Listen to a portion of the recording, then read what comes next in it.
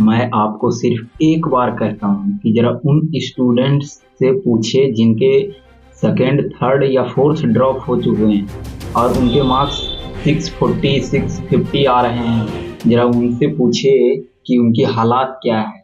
और ये तो बात पूरी ठगे जाने की है, पूरे मतलब मिलियंस ऑफ स्टूडेंट्स कि आप 650 या 640 ला रहे हैं, आपको सरकारी कॉलेज नहीं मिल रहा है। जरा पूछे उनसे जो जिनके थर्ड सेकंड ड्रॉपर हो गया कि उनकी हालात क्या है। और इसका कारण तो आप देख ही रहे हैं कि किस तरह से मतलब स्टूडेंट्स जो है अपनी जान को दे रहे हैं। मतलब कोई फांसी लगा रहे हैं, तो कोई 9वीं मंजिला से छलांग लगा रहा है, तो कोई कुछ कर रहा है। इसका कारण आप तो देख ही रहे हैं। मतलब वो सोच के बैठे होते हैं कि हमें रिजल्ट आएगा और नई मतलब कॉलेज में एडमिशन लेंगे, लेकिन जब उनका रिजल्ट आता है तो कुछ अलग ही ड्रामा हो जाता है। तो किस तरह से मतलब कई तो डिमोटिवेट हो जाते हैं। उन्हें दोबारा मतलब ये भी कितना मतलब ज़ोर लगाकर वो दोबारा पढ़ने की कोशिश करते हैं। बहुत सारे स्टूडेंट्स का कहना है कि नीट 2024 एग्ज़ाम फिर से कंडक्ट करवाया जाए, लेकिन कई स्टूडेंट ये भी कह रहे हैं कि नीट एग्ज़ाम को कंडक्ट नहीं करवाया जाए।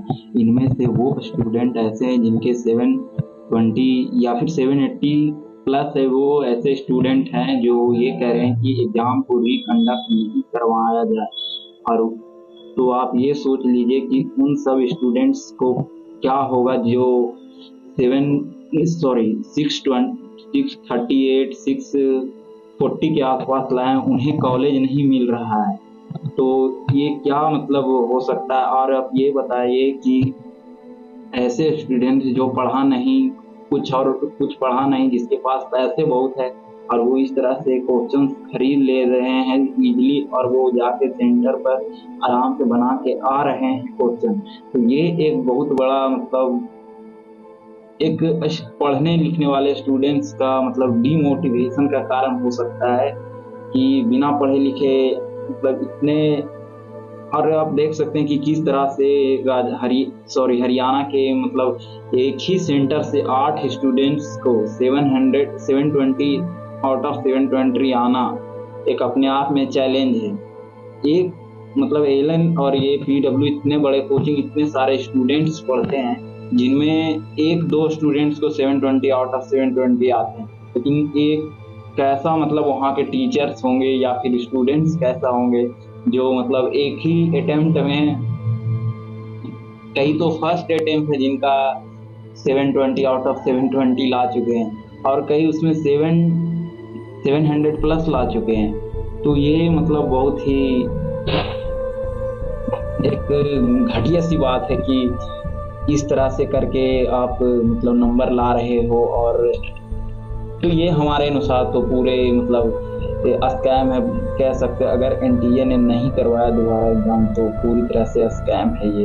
एनटीए के द्वारा या तो एनटीए के कुछ अधिकारी जो हैं वो भी इसमें मिले जुड़े हुए हैं, तब इस एग्जाम को कंडक्ट नहीं करवाया जाएगा, या तो फिर ये दबाने की कोशिश किया जाएगा बड़े बड़े नेताओं के द्वारा कि इन्हें दबा दिया जाए पूरी दमनात्मक तरीका से, ताकि कोई इसके खिलाफ आवाज नहीं उठाए।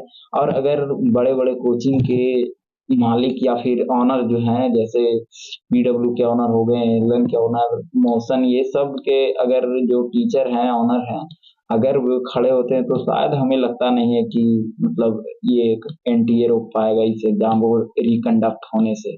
और ये पहली बार नहीं है, ये पहले भी शायद 2013 में भी हो चुका है ये कारनामा, और रद्द भी हुआ था पेपर उस टाइम।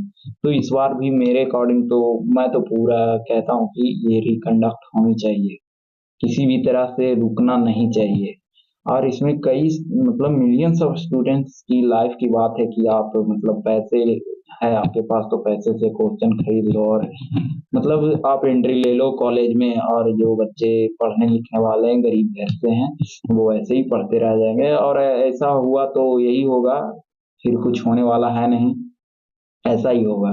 मतलब जो पढ़ने लिखने वाले नहीं होंगे, पढ़े लिखेंगे नहीं, आराम से आके लेंगे, देंगे पैसे और एडमिशन मिल जाए। एनटीए ने मूर्ख बना दिया, मतलब ठग दिया वो कितने आसानी से कहकर कि ये पेपर लीक नहीं हुआ है, बल्कि ये समय से पहले बच्चों को सेंटर से निकल जाने के कारण वायरल हो गया है।